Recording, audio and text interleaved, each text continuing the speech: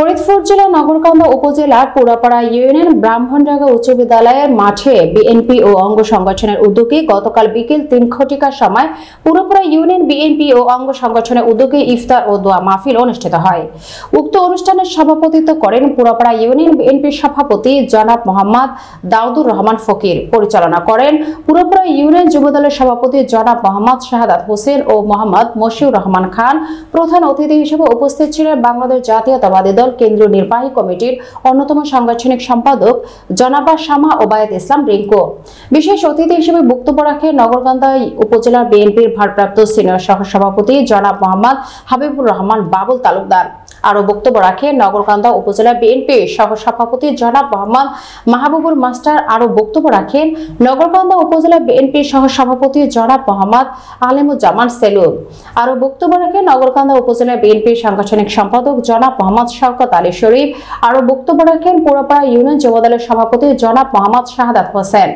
প্রধান অতিথি বলেন, আজকের এই দোয়া ও ইফতার মাহফিল দেশনেত্রী বেগম খালেদা জিয়ার রোগমুক্তি ও তারুণ্যের প্রতীক তারেক রহমানের সুস্থতার কামনা করে এবং বিএনপি শক্তিশালী করার জন্য ও সন্ত্রাস, চাঁদাবাজি, দুর্নীতি, টেন্ডারবাজি করতে দেওয়া হবে না বলে সকল নেতাকর্মীকে পরামর্শ দেন।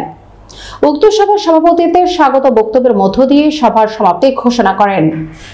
আজকে পুরাপাড়া ইউনিয়ন কর্তৃক আয়োজিত ইফতার ও দোয়া মাহফিল, আপনাদের সাথে আমি ইফতারে শরীক হতে পারি নাই, আমি দুঃখিত। কারণ আমি ফরিদপুরে একটা ইফতারে দোয়া মিটিং এ ছিলাম, তারপরে গর্তিতে একটা শরীক হয়েছে, তারপরে আপনাদের সাথে শরীক হতে হতে আমার আল্লাহ তাআলা আমাদের রাখে না যে আমরা একসাথে ইফতার করব। তো আমার সাথে যারা যারা পথ দেখিয়ে নিয়ে আসছে তারাও মনে হয় ইফতার করতে পারে নাই। তো যাই হোক, এখানে পুরাপাড়া ইউনিয়নে কর্তৃক আয়োজিত এই ইফতার ও দোয়া মাহফিলের সম্মানিত সভাপতি, উপস্থিত ইউনিয়নের সকল পর্যায়ের নেতৃবৃন্দ, থানার সকল পর্যায়ের নেতৃবৃন্দ, আসসালামু আলাইকুম এবং রমজান মাসের মোবারকবাদ এবং শুভেচ্ছা জানাচ্ছি।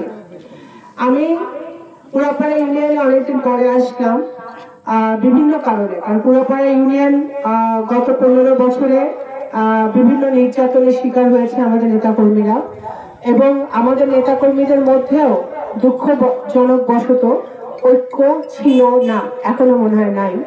তো এখানে পুরাপাড়া ইউনিয়নের যে কমিটি ছিল সেই কমিটি অকার্যকর ছিল। একটি ভালো কমিটির একটি সংগঠনের শক্তিশালী সংগঠন পুরাপাড়া ইউনিয়নের প্রয়োজন, ঠিক কিনা?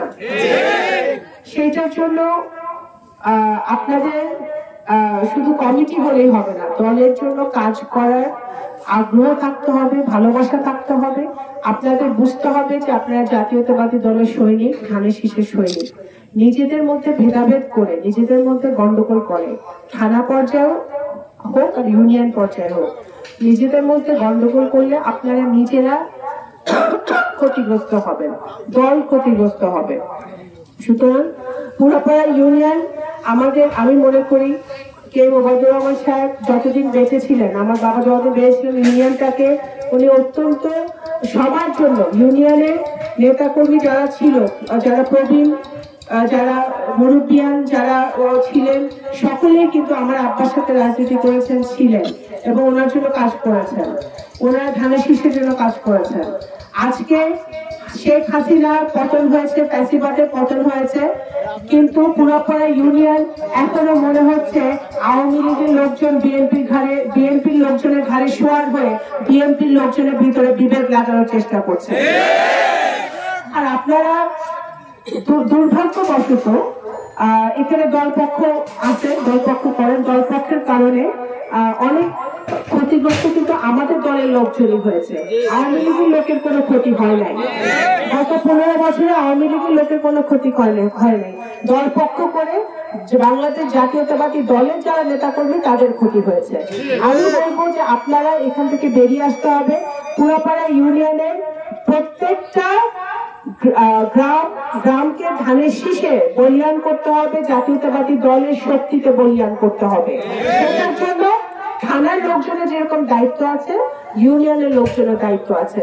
আপনাদেরকে আমি একটা কথা বলি, লাস্ট যে উপজেলা, কারণ স্বৈরাচারী হাসিনা নির্বাচনকে একটি তামাশায় পরিণত করেছিল। সুতরাং 2014 নির্বাচনে একটা ভোটারবিহীন নির্বাচন ছিল, 2018 সালে একটা নিশিরাতের তামাশা নির্বাচনে ডাকাতি ছিল, এবং 7ই জানুয়ারি আমি দামি নির্বাচন ছিল। নির্বাচন এবং ভোটকে একটি জঘন্য রকম দুর্নীতির গ্রস্ত করেছিল হাসিনা।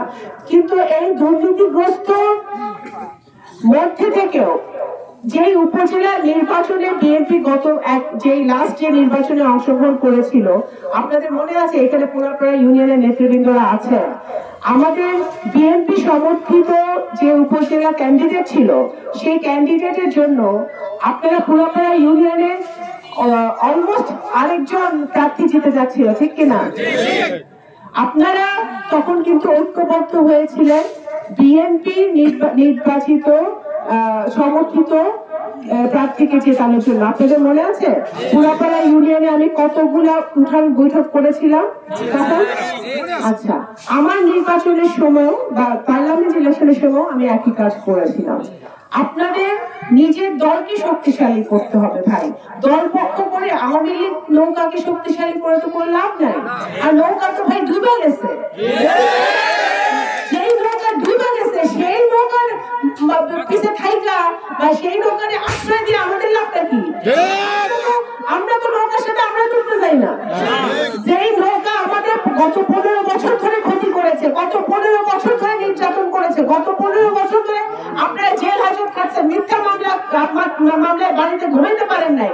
এখনো যদি হাসিনার পতনের পরে, ফ্যাসিবাদের পতনের পরে যদি আমাদের পুরাপাড়ার নেতাকর্মীরা বা সাধারণ জনগণ সেই কষ্ট থাকে, তাহলে তো এই ফ্যাসিবাদের পতনের কোনো অর্থ নাই, ঠিক না? আজকে সময় এসেছে পুরাপাড়া ইউনিয়নকে ঐক্যবদ্ধ করার। এই জন্য আপনাদের আগায় আসতে হবে। কোন গ্রুপিং আমি দেখতে চাই না, কোন গ্রুপিং করে কোনো লাভ নাই। এখানে একটাই গ্রুপ, ধানের শীষ, বেগম খালেদা জিয়া, শহীদ রাষ্ট্রপতি জিয়াউর রহমান এবং তারেক রহমান, একটাই গ্রুপ। এখানে আর কোন গ্রুপ আমি দেখতে চাই না এবং সহ্য করবো না। যদি থাকে তাহলে আমি আমার ক্ষমতা যা আছে আমি সেটাকে দমন করার চেষ্টা করব। এবং পুরাপাড়া ইউনিয়নে আওয়ামী লীগের ভয়ে, হাসিনার ভয়ে যারা বিএনপি থেকে দূরে সরেছিলেন, যারা বিএনপির জন্য কাজ করেন নাই, দলের বিপদের সময় দলের সাথে ছিলেন না, আন্দোলন সংগ্রামে গণতন্ত্রের যুদ্ধে ছিলেন না, তারা এখন আসতে চাইতেছেন। আসেন, ভালো কথা, আপনাদেরকে সাদরে গ্রহণ করি, কিন্তু পিছনের সিটে বসতে হবে, সামনে বসতে পারবেন না। এক স্মরণ সভা আয়োজন করা হবে। আমি নগরকান্দা উপজেলা বিএনপির পক্ষ থেকে আজকের এই কর্মসূচি সকলকে 21শে মার্চ মাঠে উপস্থিত থাকার আহ্বান জানাই। সংগ্রামী সাথী বন্ধুরা, গত বছরে আমরা নানা ত্রায় উপেক্ষা করে, আওয়ামী হামলা উপেক্ষা করে, গ্রেপ্তার নির্যাতন উপেক্ষা করে নগরকান্দা উপজেলার প্রতিটি ইউনিয়নে ইফতার মাহফিল করেছিলাম। অত্যন্ত দুঃখের বিষয়, একটি ইউনিয়নে আমরা ইফতার মাহফিল করতে পারি, সেটা হচ্ছে পুরাপাড়া ইউনিয়ন। তার এখানকার আওয়ামী লীগের কিছু গুন্ডারা আপনাদের ইফতার মাহফিল করতে দেয়নি। আজকে তাদের উদ্দেশ্যে একটু কথা বলতে চাই, তোমরা দেখে যাও পুরাপাড়া ইউনিয়নে আজকে হাজার হাজার মানুষের উপস্থিতিতে ইফতার মাহফিল হচ্ছে। সবাদের কাছে একটু আহ্বান রাখো, আজকের